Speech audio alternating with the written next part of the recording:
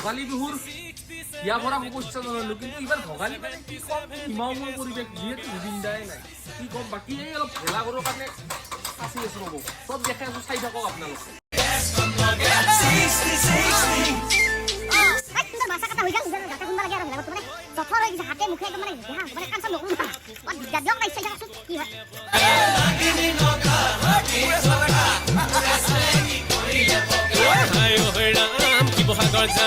শিৱসাগৰ ছোৱালী চাই লৈ যাম।